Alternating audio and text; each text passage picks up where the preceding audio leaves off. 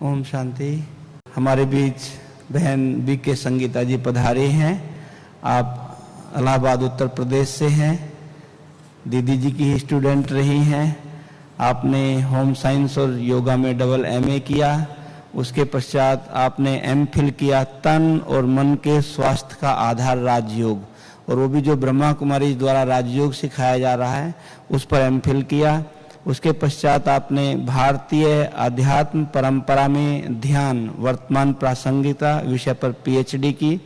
आपने यह डिग्री महात्मा गांधी अंतर्राष्ट्रीय हिंदी विश्वविद्यालय वर्धा महाराष्ट्र के department of Gandhi and peace studies से प्राप्त की।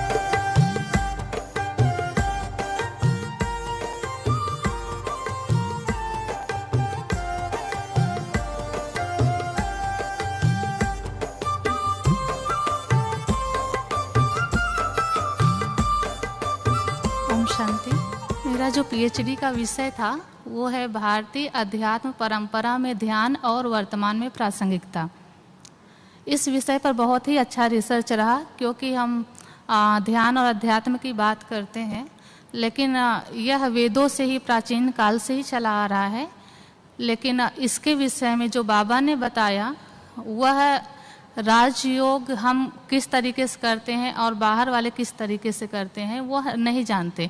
लेकिन इस रिसर्च के माध्यम से मैंने ये पाया कि जो वेदों में कहा गया है कि अनेक भ्रांतियां हैं कि अहम ब्रह्मास्मि, मैं ही ब्रह्म हूँ, तो इस तरीके से मैंने देखा कि अलग अलग विचार और मत हैं। लेकिन बाबा ने आकर यह बात क्लियर किया कि नहीं, जो ब्रह्म है वह अलग है, और यह सारी बातें इस रिसर्च में हैं। तो बहुत अच्छी सेवा हो गई, और बाहर वाले भी यूनिवर्सिटीज़ में भी जो लोग यह विषय पढ़ेंगे आगे उनके लिए भी यह बात क्लियर होगी कि जो परम धाम है वह कहाँ पे है, ब्रह्म क्या है, परमात्मा क्या है, और मैं कौन हूँ। यह बातें इस रिसर्च में आएंगी। और इस विषय पे लगभग 200 लोगों का इसमें इंटरव्यू किया गया, जिसमें उन्होंने यह बताया कि जब से वो ध्यान कर रहे हैं ब्रह्मा कुमारी का, तब से उनके जीवन में परिवर्तन आया है। जो चिड़चिड़ापन था, गुस्सा था, उनका जीवन बदला है कई तरीके से। वो मतलब कि अपने जीवन को बहुत सुखी और शांत होकर जीवन को व्यतीत कर रहे हैं। तो यह रिसर्च आगे आने वाले जो शोधार्थी गण हैं उनके लिए भी बहुत ही लाभकारी होगा, और वह भी आगे ब्रह्मा कुमारी से जुड़ेंगे, और यह एक बहुत अच्छी सेवा होगी। और एमफिल भी मैंने किया है, जो है तन और मन के स्वास्थ्य का आधार राजयोग, जो प्रजापिता ब्रह्मा कुमारी ईश्वरीय विश्वविद्यालय पर ही पूरा रहा। तो इससे बहुत अच्छी सेवा हुई है। जो नहीं जानते थे कि राजयोग क्या है, किस तरीके से यहाँ पर बताया जाता है, बहुत ही डिटेल में उस पर रिसर्च किया गया है। तो इस पर भी लोग पढ़ रहे हैं और बहुत अच्छी सेवा हो रही है। ओम शांति।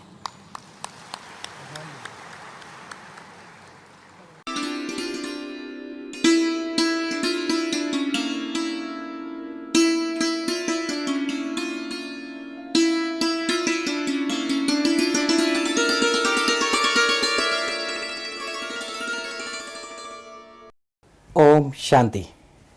प्रजापिता ब्रह्मा कुमारी ईश्वरीय विश्वविद्यालय में आज हमारे स्टूडियो में एक ऐसी दिव्य कन्या हमारे साथ उपस्थित है, जिन्होंने अपने जीवन में सदा ही एक ही लक्ष्य रखा है, बाबा के बन कर रहे हूँ। चाहे समर्पित जीवन, चाहे नौकरी करते हुए, चाहे हम समाज के हर वर्ग के जो सोशल सर्विस होती हैं वह सब करते हुए बाबा के बन कर रहे हैं। जी हाँ, ऐसी दिव्य आत्मा जो अपने जीवन में सदा एक ही लक्ष्य रखी हैं, और वह है बाबा मैं आपकी, आप मेरे। आपके परिवार में सारे लोग ज्ञान में, मम्मी पापा, यहाँ तक कि बहन, इनकी बड़ी बहन है, वो भी सेंटर इंचार्ज हैं। सबसे बड़ी बात यह है कि एक संघर्षमय जीवन जी रही हैं। इस संगम युग के समय पर एक ऐसा ज्ञान और योग इन्हें प्राप्त हुआ, जिसके बल पर आज यह अपने जीवन को भगवान के आगे समर्पित किया। ऐसे दिव्य आत्मा से हम रूबरू होंगे। आइए मिलते हैं इलाहाबाद की संगीता बहन से। संगीता बहन, ओम शांति। ओम शांति। आप इलाहाबाद से हैं जी। आपकी जो सिस्टर हैं वो भी सेंटर में समर्पित है जी। कि आपका बचपन कहाँ बीता, पढ़ाई लिखाई कहाँ हुई, आप ब्रह्मा कुमारी के संपर्क में कैसे आई? मैं बचपन से ही ज्ञान में हूँ। मेरे माता पिता सेंटर पर जाते थे और साथ में हम लोग भी जाते थे, छोटे थे तो मेरी बहनें थी और मैं साथ में जाते थे सेंटर पर। और धीरे धीरे जाते जाते वो कैसे बाबा का ज्ञान सुनते सुनते एक अच्छा लगने लगा हमें कि नहीं, ये ज्ञान बहुत अच्छा है हमारे जीवन के लिए और एक आध्यात्मिक यात्रा है। तो जैसे जैसे हम बड़े होते गए हमारी समझ बढ़ती गई और पढ़ाई के साथ साथ हम योग भी करते थे घर में। माता पिता योग करते थे तो हम लोग भी साथ में बैठते थे और यहाँ की जो धारणा सुनाई जाती है मुरली क्लास वो भी करते थे। मतलब बचपन से ही संस्कार था, ज्ञान आपको पता था कि आत्मा परमात्मा का ये 7 दिन का कोर्स है। ये कहाँ तक आपको बेसिक ज्ञान बचपन से ही था? ये पिताजी कोर्स कराते थे तो सुनते थे, लेकिन फिर जाके जब समझ बढ़ी, हम इंटर में थे उस टाइम पे हमने जाके सेंटर पे कोर्स किया। मन में आ गया कि नहीं ये बहुत अच्छा ज्ञान है और वहीं से एक संकल्प बन गया कि नहीं अब इसी मार्ग पर चलना है। आपने लक्ष्य रखा है कि हमें इस ब्रह्मा कुमारी के मार्ग पे चलना है, तो कभी आपके संकल्प नहीं आया कि मुझे समर्पित होना है? एक ये भी संकल्प आया कि क्यों ना मैं पढ़ाई करते हुए इस ज्ञान के मार्ग पर चलूं। और पढ़ाई कर रही हूँ तो मेरा जो रिसर्च है वह भी अध्यात्म और ध्यान के विषय पर ही है। तो एक बहुत ही अच्छी मतलब और भी समझ बढ़ती जाती है कि हम बाहर के जो अध्यात्म है, ध्यान है, उस पर भी हम बात कर सकते हैं, उसको भी हम समझते हैं, पढ़ते हैं। तो एक बहुत अच्छी समझ बन गई इस विषय पर रिसर्च करते हुए। और अब यही है कि रिसर्च करने के बाद कि एक बैलेंस जीवन जीना है, मतलब पढ़ाई भी करनी है और सेवा भी करनी है और इस तरीके से एक बैलेंस जीवन जीने का आगे प्लान है मेरा। कि आपने संकल्प कर रखा है कि मुझे ब्रह्मा कुमारी जीवन व्यतीत करना है, तो आपका फ्यूचर प्लान क्या है? कैसे आप आगे आपका भविष्य, आप अपना भविष्य कैसे देख रही हैं, क्या देख रही हैं? मुझे लगता है कि अगर हम पढ़ाई पूरी कर लेंगे उसके बाद हम जॉब करते हुए भी ये ब्रह्मा कुमारी जीवन जी सकते हैं, आध्यात्मिक जीवन जी सकते हैं, ध्यान योग कर सकते हैं। एक बहुत अच्छा अनुभव होगा कि किस तरीके से हम एक बैलेंस जीवन जी सकते हैं आध्यात्मिक मार्ग पे चलते हुए भी। संगीता बहन, आपकी हॉबी क्या है? मुझे बहुत अच्छा लगता है मेडिटेशन करना। मेडिटेशन करती हूँ तो बहुत अच्छा पीसफुल अनुभव करती हूँ।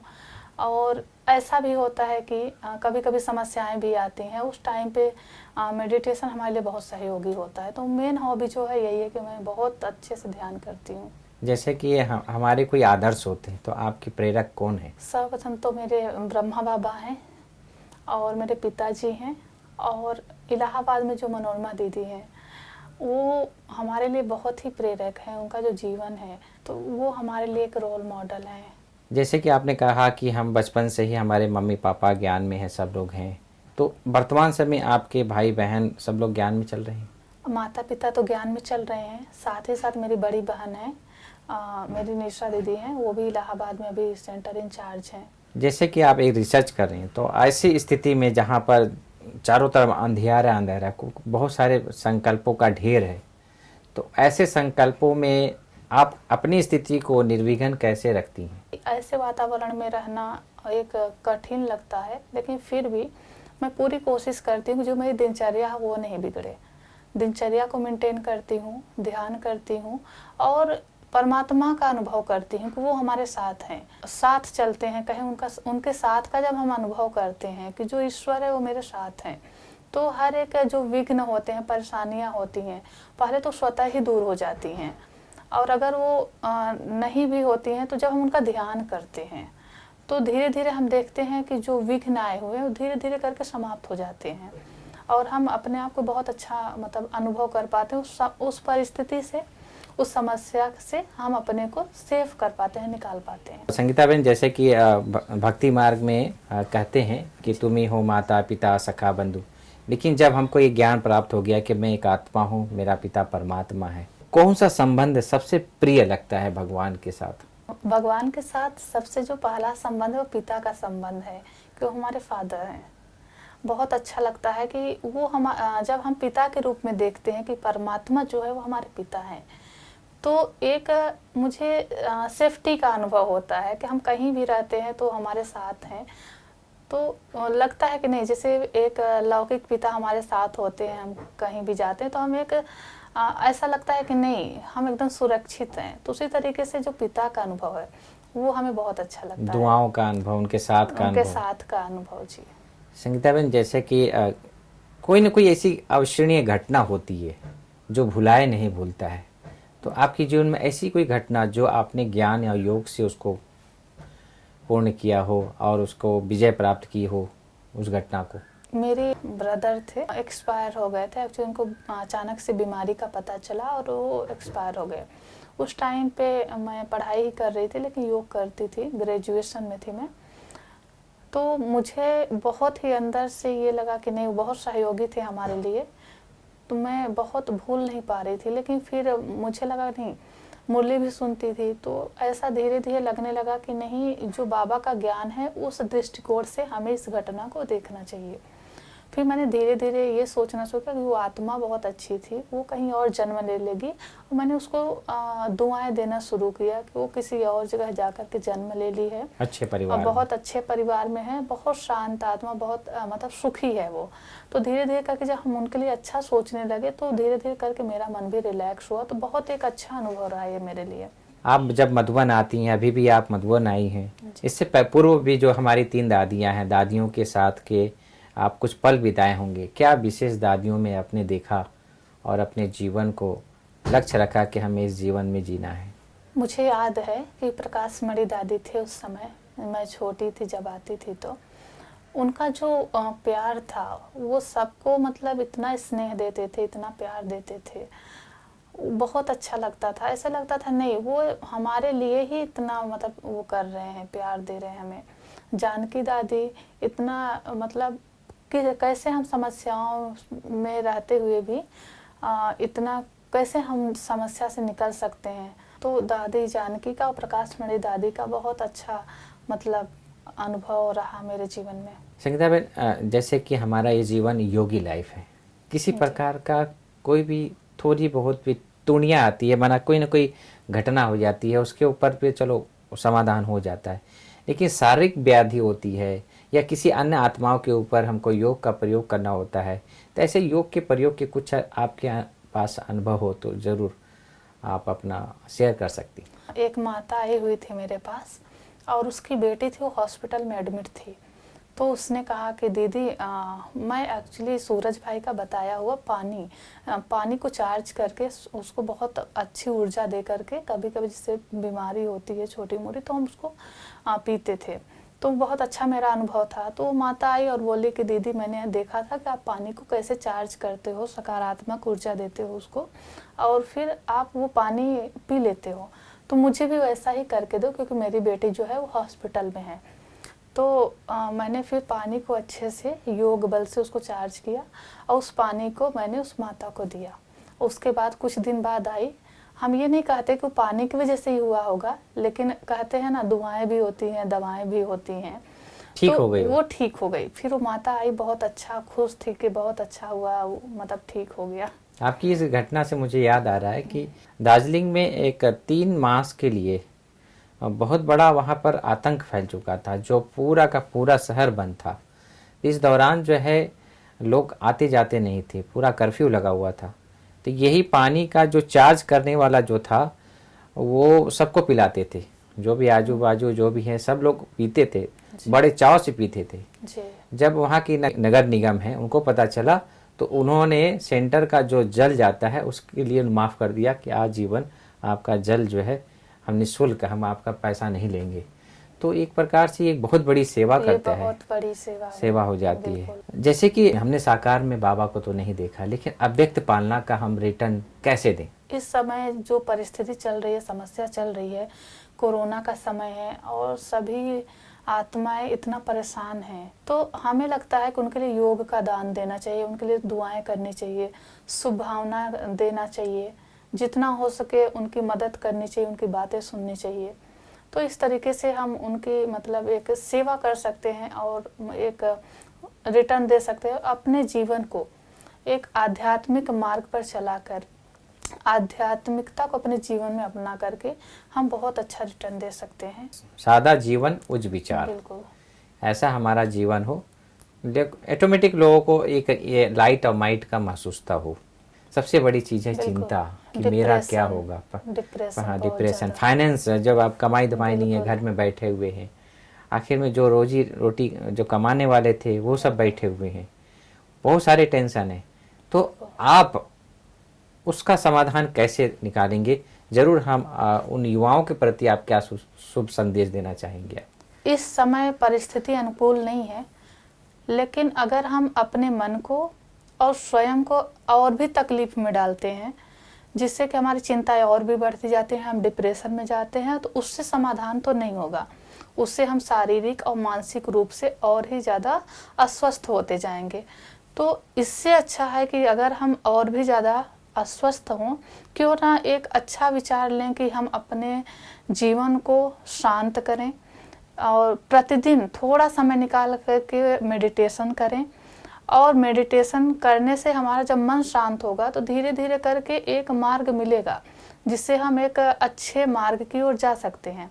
और इस समय बहुत ही ज़रूरी है हम एक दूसरे का सहयोग करें, चाहे वो आर्थिक रूप से हो, चाहे वो किसी का मानसिक रूप से है कि उसको हम किस तरीके से प्यार दे, स्नेह दें।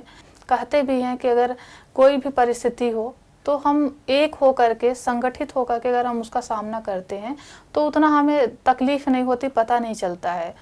तो एक दूसरे का सहयोग दें और उससे हम एक बहुत अच्छा रास्ता बना पाएंगे और निकल पाएंगे। और इस तरीके से डिप्रेशन में रह करके ये सोचना कि हमारा क्या होगा, कैसे होगा, अभी नौकरी नहीं है, ये नहीं है, तो उससे हम ये समझते हैं कि बहुत अच्छा तो नहीं होगा, क्योंकि आपका जीवन और ही ज़्यादा कलुषित और अधैर्य हो जाएगा, असंतुलित हो जाएगा, जो कि एक बड़ी समस्या के रूप में, एक बड़ी बीमारी के रूप में हमारे सामने आएगा। तो इससे अच्छा है कि उस ओर न ध्यान दे करके हम अच्छे विचारों की ओर जाएं, सकारात्मक सोचें, दूसरे के प्रति भी सकारात्मक सोच रखें और स्वयं के प्रति भी सकारात्मक सोच रखें। अपने प्रति इतना सकारात्मक सोच होना चाहिए कि मैं बहुत अच्छा हूँ, अच्छा कर ले जाऊँगा। ठीक है, अभी थोड़ी समस्याएं हैं, लेकिन समस्या हमेशा तो नहीं रहती है ना, समस्या आई है और जाएगी भी।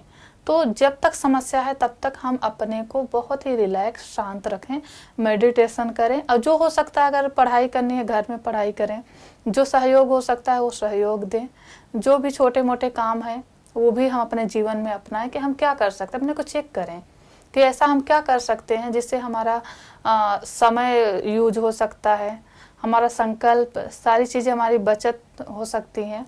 तो इस तरीके से अपने जीवन को एक अच्छे मार्ग पर, सकारात्मक मार्ग पर ले जाएं। आप जितना ही लोगों के संपर्क में जाएंगे उतना ही और भी खाली महसूस करते हैं। तो उससे अच्छा है, जो मैं करती हूँ, मैं ध्यान करती हूँ, अपनी दिनचर्या को फॉलो करिए। अपने दिनचर्या को जब मैं फॉलो करती हूँ सुबह से शाम तक, तो जो मेरा रूटीन है उससे हमें पता नहीं चलता कि हमारा समय कैसे बीत गया। पढ़ाई की जो टाइमिंग है, मेडिटेशन का जो टाइम है, और कुछ ना कुछ हम अच्छी बातें सुनते हैं उसका टाइम है। समय निकाल कर आप घर में बातें करिए, अपने दोस्तों से बातें करिए, और खुद को एक ऐसा बनाइए कि अपने को ऐसा बने कि हमें खुद एक रोल मॉडल बनना है। और हम ये भी देखते हैं कि बहुत लोग हैं जो अकेले रहते हैं इस टाइम पे, तो वही मैंने बात कही कि जो डिप्रेशन में जा रहे हैं, तो एक दिनचर्या बनाएं, उसको फॉलो करें। और दिनचर्या बहुत सहयोगी होती है हमारे जीवन को सुचारू रूप से चलाने के लिए। और 24 घंटे में थोड़ा समय निकाल के आप मेडिटेशन करें, तो इससे बहुत अच्छा लाभ आपको होगा कि आप खुद को ऑब्जर्व कर पाएंगे कि हमारे जीवन में क्या चल रहा है, क्या कमियां हैं, कैसे हम इसको और बेहतर कर सकते हैं। तो इस तरीके से ऑब्जर्वेशन करेंगे, मेडिटेशन करेंगे तो बहुत अच्छा रहेगा। जहाँ तक हमने सुना है संगीता बहन, आप दुबई में गए, कैसा लगा आपका दुबई का शहर? जी, सिटी तो बहुत अच्छी है, दुबई शहर सबको पसंद है। और वहाँ सेंटर पे भी रहे आप? सेंटर का अनुभव बहुत अच्छा रहा। वहाँ पे ज्योति दीदी हैं, सबसे अच्छा अनुभव रहा कि वहाँ पे सुबह 4 बजे ही नहा करके सामने बैठ के योग कराना। और हम ये देखते हैं कि दूर दूर से सब लोग आ जाते हैं वहाँ पे ध्यान करने के लिए सेंटर पे। तो एक बहुत अच्छा अनुभव, बहुत अच्छा वातावरण रहा वहाँ का। संगठन काफ़ी अच्छा है, बहनें काफ़ी अच्छी हैं। और वहाँ पे जो दुबई शहर सिटी देखने को मिली, बहुत ही अच्छी सिटी है। तो इस तरीके से बहुत अच्छा ही अनुभव रहा वहाँ का। बाबा ने आपको विशेष सेवा के लिए आपको वापस अपने गोद में भारत में बुलाया और आप अपनी रिसर्च कर रही हैं। विशेष कौन सा बातें आप जो वर्क कर रही हैं, जिस आप पढ़ाई कर रही हैं, वो थोड़ा फोकस करें। मेरा शोध का जो विषय है वो है भारतीय अध्यात्म परंपरा में ध्यान, वर्तमान प्रासंगिकता। ये मेरे शोध का विषय है। तो इसमें मैं ये देख रही हूँ कि जो भारतीय परंपरा रही है उसमें अध्यात्म किस तरीके से रहा है, ध्यान की क्या परंपरा रही है और इसकी वर्तमान में क्या प्रासंगिकता है। वर्तमान में हम ध्यान को अपने जीवन में अपना रहे हैं और बाहर से भी मैंने इसका क्वेश्चनायर बना करके लोगों का इंटरव्यू लिया है कि वो ध्यान को जीवन में अपना रहे हैं तो उससे क्या अनुभव आए हैं। वो पहले ध्यान नहीं करते थे तो किस तरीके से खुद को बैलेंस करके चलते थे, तो बहुत अच्छे अनुभव आए हैं। और अध्यात्म की ओर जब मैं बात कर रही हूँ तो अध्यात्म एक अंतर जगत की यात्रा है। मनुष्य का चिंतन बहुत ही प्राचीन रहा है, वो प्राचीन काल से ही इस नेचर में देखता है, समझता है और नई नई इन्वेंशन करता है। लेकिन अध्यात्म में का चिंतन भी अति प्राचीन है। तो हम ये देखते हैं कि जब मनुष्य अपने स्वयं के बारे में यानी आत्मा के बारे में, परमात्मा के बारे में जब वो जानने का प्रयास करता है तो वहीं से एक आध्यात्मिक यात्रा शुरू होती है। वहीं से एक आध्यात्मिक बिंदु कह सकते हैं कि उसकी शुरू होती है और वह आध्यात्मिक यात्रा के मार्ग पर छोटी छोटी अनुभूतियाँ करता है और वही अनुभूतियाँ गहन होती चली जाती हैं और वह एक अध्यात्म के उच्चतम शिखर पर प्राप्त हो जाता है, उच्चतम शिखर को प्राप्त कर लेता है। और इसमें ध्यान बहुत ही सहयोगी है। ध्यान के माध्यम से अध्यात्म तक पहुँचना एक बहुत ही सहज है और सुंदर एक कला है और यह एक जीवन जीने की कला भी सिखाता है। तो अध्यात्म से हमें कैसे जीवन जीना है, किस तरीके से हम अपने जीवन को एक सुचारू रूप से चला सकते हैं, बैलेंस करके चला सकते हैं। दोस्तों, जिस प्रकार से आज संगीता बहन ने एक स्पिरिचुअल लीडर क्या होता है, कैसे वह समाज में रहते हुए भी अपने आप को सेफ रखती हैं ज्ञान और योग के बल से, न सिर्फ यह स्वयं को एक लाइट हाउस बना रही हैं बल्कि अपने जीवन से अन्य आत्माओं को भी एक आध्यात्मिकता का लाइट और माइट दे रही हैं। ऐसी दिव्य आत्मा आज हमारे साथ बनी। हम उनके शुक्रगुजार हैं कि आप ऐसी कन्या हैं जो समाज में रहते हुए भी जो कुरीतियां हैं, अंधविश्वास है, उसको खत्म करने में अपना योगदान दे रही हैं। एक बल एक भरोसा, ऐसी सत्य निष्ठा के साथ चलती हुई आज हमारे स्टूडियो में पहुंची थी संगीता बहन। ऐसे व्यक्तित्व को लेकर एक बार फिर हम आपके सामने हाजिर होंगे। तब तक के लिए ओम शांति। ओम शांति।